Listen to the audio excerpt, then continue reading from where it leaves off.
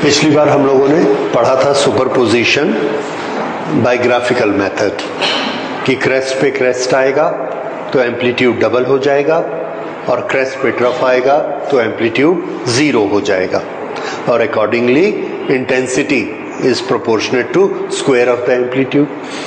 आज हम उसका मैथमेटिकल एनालिसिस करेंगे। दो वेव आ रही है और हमारी गिवन कंडीशन क्या है कि दोनों वेव क्या है, क्या शब्द था वो, कोहेरेंट। करेक्ट। कोहेरेंट वेव की कंडीशन क्या होती है, सेम फ्रीक्वेंसी और फेज डिफरेंस आगे पीछे हो सकती हैं, अलाउड है, लेकिन वो कैसा होना चाहिए, कांस्टेंट फेज डिफरेंस। शुरू में जितना है उतना ही बाद में, उतना ही और बाद में। तो ये कोहेरेंट वेव की दोनों कंडीशन है। ये दो कोहेरेंट वेव चल रही हैं, क्रेस्ट पे क्रेस्ट नहीं है, एक क्रेस्ट और दूसरे क्रेस्ट के बीच में थोड़ा सा फेज डिफरेंस है और वो फेज डिफरेंस कितना है, 5। ओके। ये दोनों वेव एक स्क्रीन पर पहुंचती हैं। ओके। एक ही स्क्रीन पर एक टाइम पर पहुंचती हैं। राइट। पहला वाली वेव जाकर वहां कितना डिस्प्लेसमेंट देती है, y1, और दूसरी कितना देती है, y2। तो वहां पर सुपरपोजिशन के प्रिंसिपल से नेट डिस्प्लेसमेंट कितना हो जाएगा, y that is equal to y1 plus y2, ये आ जाएगा। अब देखिए डिस्प्लेसमेंट y1 का फॉर्मूला क्या होता है, a cos ओमेगा t या a sin ओमेगा t, कोई भी हम ले सकते हैं, दोनों हार्मोनिक फंक्शन है, वेव में कोई भी लिया जा सकता है। Okay. So we take y1 is equal to a cos omega t and y2 is equal to a cos omega, omega रहेगा, लेकिन थोड़ा सा फेस इसका आगे या पीछे है, कितना, 5, इसलिए हमने इसमें प्लस 5 कर दिया क्योंकि आगे पीछे हो सकती है। ये हमने लिया तो नेट डिस्प्लेसमेंट y किसके बराबर होगा, y1 प्लस y2। ये जब हमने किया तो इन दोनों को प्लस कर दिया, a कॉमन निकाला, तो ये क्या है, cos omega t plus cos omega t plus 5। अब इन दोनों को, इसको हमने एक्सपेंड किया और इन दोनों का ट्रिग्नोमेट्रिक से हमने सॉल्यूशन निकाला, ये इसका सॉल्यूशन आया 5/2 का सॉल्यूशन। ओके। इस सॉल्यूशन को ट्रिग्नोमेट्री से हम करेंगे, उसकी डिटेल यहां नहीं करेंगे, लेकिन ये जो एक्सप्रेशन हमने निकाला, इस एक्सप्रेशन को हम समझेंगे। इस एक्सप्रेशन में दो टर्म्स हैं जिसमें वेरिएबल कौन है, तो आंसर है ये वेरिएबल है t। जब वेव आगे बढ़ती है तो लगातार कौन बदलते जाता है, time. So this is the variable term t। और ये आप देखिए cos ओमेगा t, ये हार्मोनिक फंक्शन है और ये क्या है, इसका एम्पलीट्यूड। ये t वाला फंक्शन ये हार्मोनिक फंक्शन है और बाकी ये कांस्टेंट क्या है, ये इसका एम्पलीट्यूड।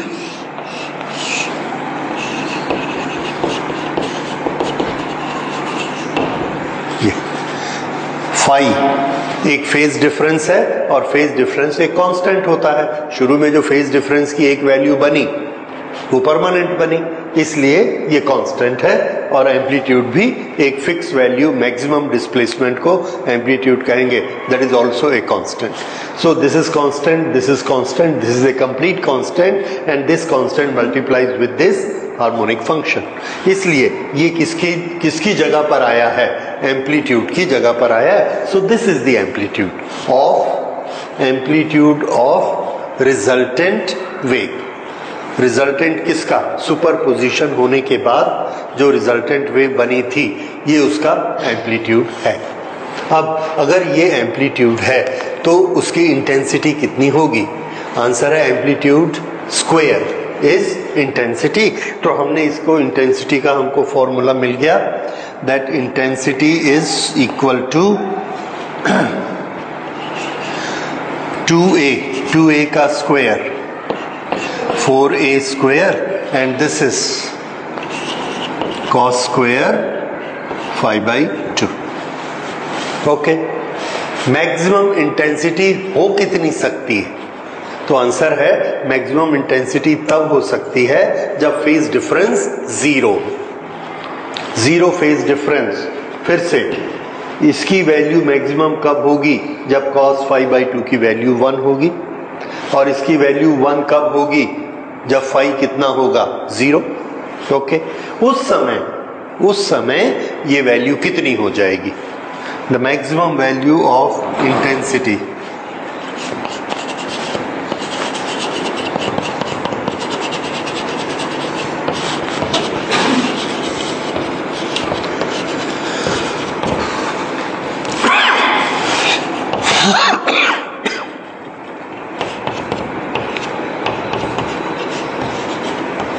ये क्यों?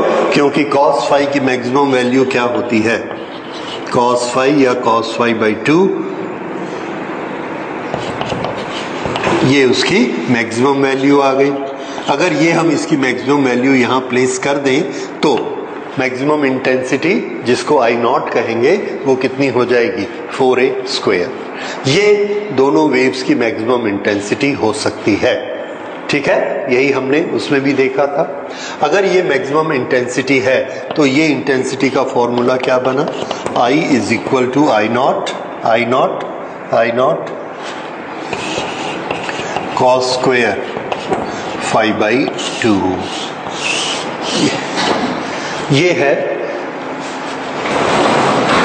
Intensity by superposed wave. इस इंटेंसिटी को आप देखिए, इसमें दो चीजें हमको स्टडी करनी है।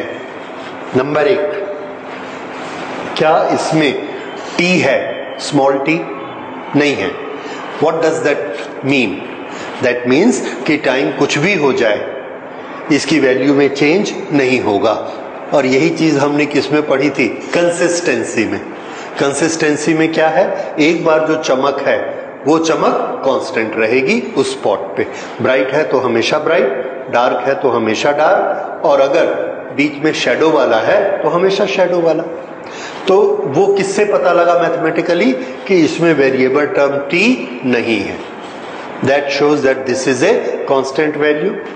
दूसरा, क्या ये इंटेंसिटी ओमेगा पे, लैम्डा पे, वेलोसिटी पे डिपेंड करती है? आंसर है no.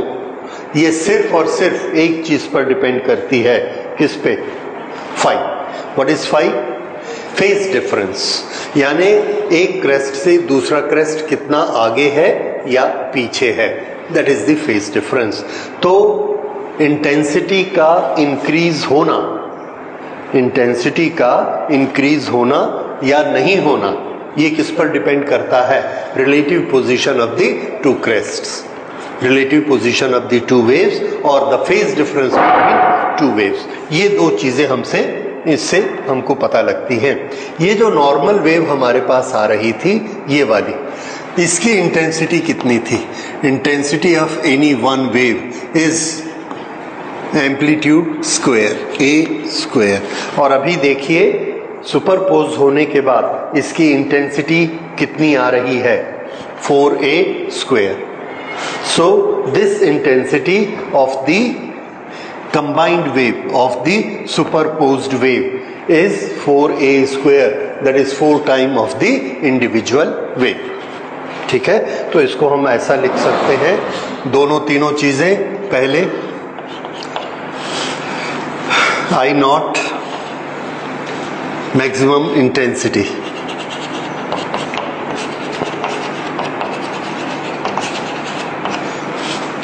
is equal to 4a square। This is equal to 4 into I1, यानी वन वेव की इंटेंसिटी से ये 4 टाइम्स होगी। दूसरी, it has no term of T, hence constant, और इसी कांस्टेंट के लिए हम क्या बोलेंगे? कंसिस्टेंट। और तीसरी चीज, इससे क्या पता लगा? I depends only on phi. ये I सिर्फ किस पर डिपेंड करता है? फाई पर डिपेंड करता है कि इंटेंसिटी कितनी होगी। अब हम इसके डिफरेंट केसेस स्टडी करेंगे कि ये इंटेंसिटी फाई की किस वैल्यू के लिए डार्क यानी 0 हो जाएगी और फाई की किस वैल्यू के लिए ब्राइट यानी कि मैक्सिमम I0 हो जाएगी। अब आप मुझे बता सकते हैं कि I 0 कब होगी? जब इसकी वैल्यू 0 हो जाएगी, ठीक है। तो I मैक्सिमम कब होगी? जब इसकी वैल्यू 1 हो जाएगी, तब वो मैक्सिमम हो जाएगी। समझ में आ गया? तो शुरू करते हैं। Condition for maximum brightness.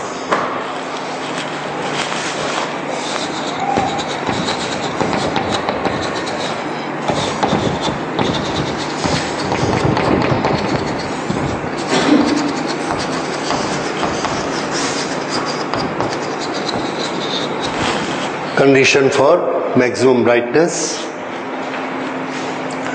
हाँ, cos square 5/2 should be equal to 1। अगर cos square 5/2 is equal to 1 है तो cos 5 की कितनी वैल्यू होगी?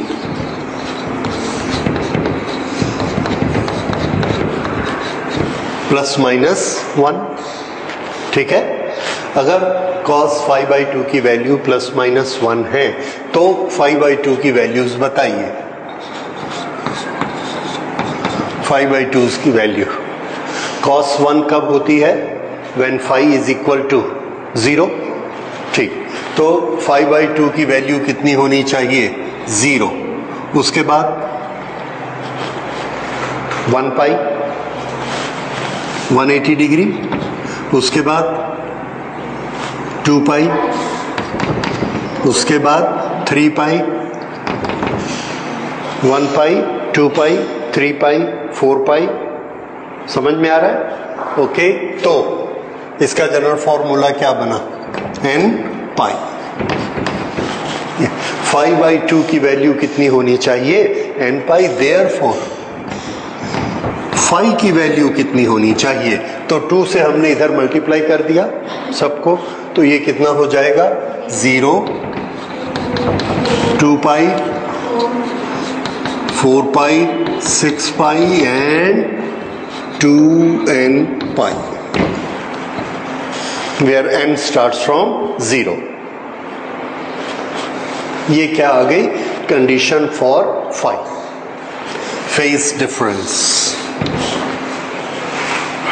अब दिस इज फॉर मैक्सिमम।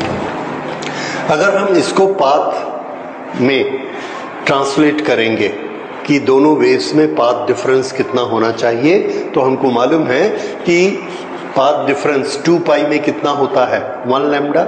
0 में ऑफ कोर्स कितना होगा? 0। 2 पाई में lambda, 2 lambda, 3 lambda and this is an lambda. ये किसका फॉर्मूला आ गया?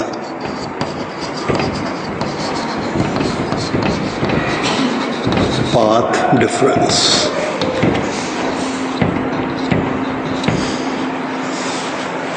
ओके, अब इसके बाद हम लेते हैं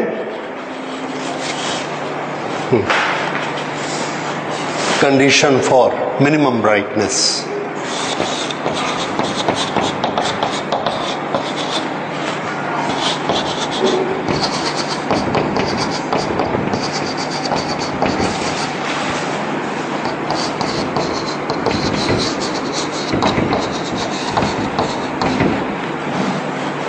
condition for minimum brightness.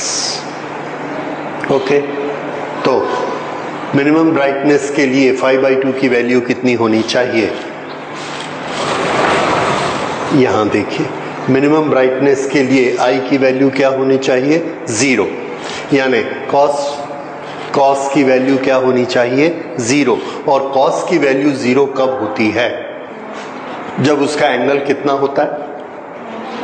90 degree. ठीक है, 90 डिग्री को पाई में कन्वर्ट करिए, π/2। ठीक, तो फिर से अब हम यहां आ जाते हैं। Minimum brightness, condition for minimum brightness, cos square 5/2 should be equal to 0. Therefore, cos 5/2 is equal to 0. अगर cos 5/2 is equal to 0 है तो 5/2 कितना होना चाहिए? पहला, cos 0 कब होती है? जब एंगल कितना होता है? रोटेशन में आपको याद है, ये 90 डिग्री पर आकर cos 0 होती है, that is π/2। This is the first value. अब वो यहां आ गई, cos -1 हो गई, फिर जब यहां पर आएगी ये this much angle, this is 3/2 pi, फिर से cos 0, so this is 3/2 pi, 5/2 pi. ये therefore phi is equal to, इधर 2 से मल्टीप्लाई कर दीजिए, so phi is equal to pi, 3 pi, 5 pi, और ये हम क्या देख रहे हैं? Odd numbers of pi. So this we can write as how much? 2n-1 pi. यहां पर हमने क्या देखा? 2n, even multiple of pi for constructive superposition, and this is odd number of pi, that is destructive superposition. Maximum brightness, इसे क्या कहेंगे? Constructive superposition, and this is destructive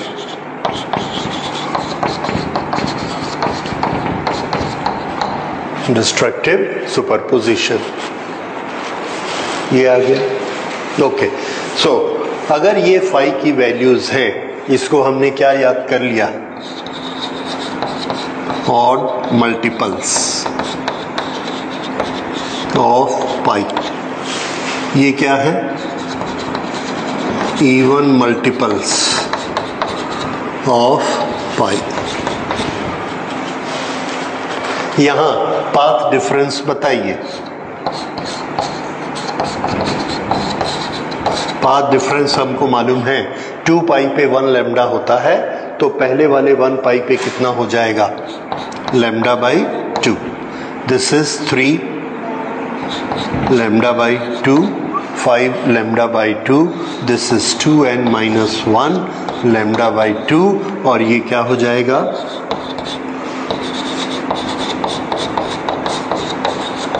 odd multiple of λ/2। ये किसकी कंडीशन आ गई? Destructive superposition की। इस तरह से आपने देखा कि कंस्ट्रक्टिव और destructive superposition, we have got the same conditions what we had in graphical method. ठीक है, तो ये कंस्ट्रक्टिव और destructive analytical, mathematical analytical method से ये कंडीशंस आ गई। And if there is angle of phi, then ये एक इंटेंसिटी का फॉर्मूला आ गया। ये भी हमको बहुत जरूरत पड़ता है, इसको भी याद रखिएगा।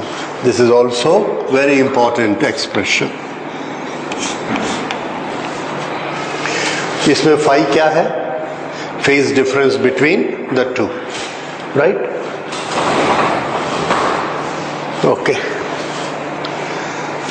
So this gives us conditions for maximum and minimum brightness.